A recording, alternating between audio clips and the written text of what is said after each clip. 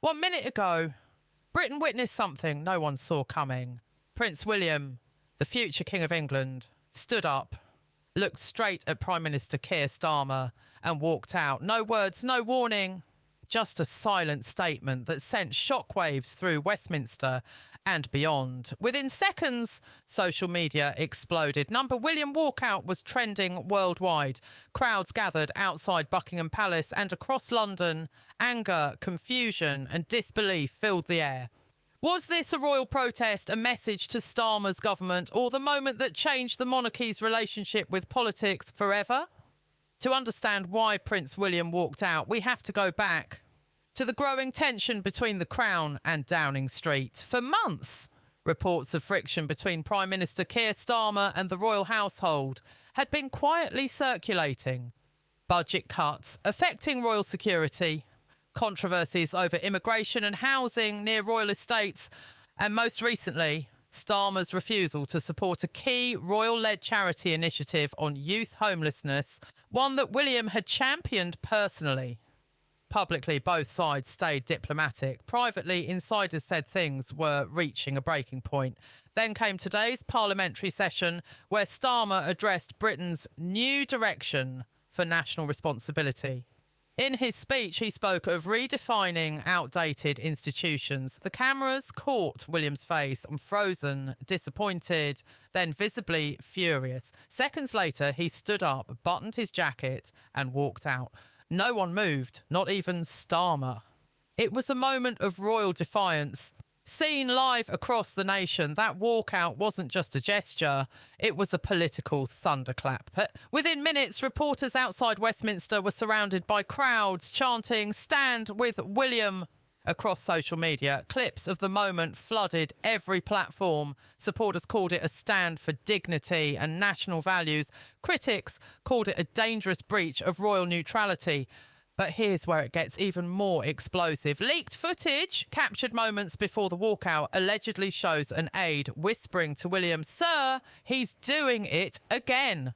William nods and leaves his seat. Many believe it referred to Starmer's repeated digs at the monarchy, subtle but deliberate, portraying the royals as relics of privilege during economic hardship.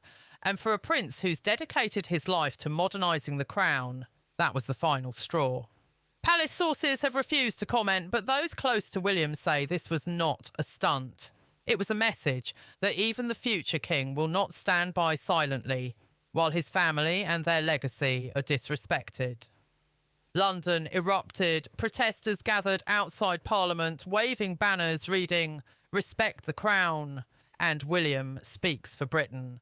At the same time, pro-government voices accused the prince of violating constitutional boundaries. Starmer's allies called the act deeply inappropriate and royal interference. Within hours, the Prime Minister's office issued a statement. "We respect the Prince of Wales and the royal family." The government remains focused on its duty to serve all citizens equally, but the damage was done. The footage of William walking out became the most replayed clip on British television that night. News anchors called it a silent rebellion. Royal correspondents whispered, "This is bigger than Diana's BBC interview." Meanwhile, the international reaction was swift. In America, commentators compared it to a royal mic drop. In Europe, newspapers hailed it as a rare show of principle.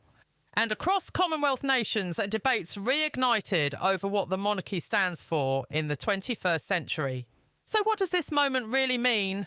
For some, it's the dawn of a new royal era, one where the monarchy no longer stays silent in the face of political games.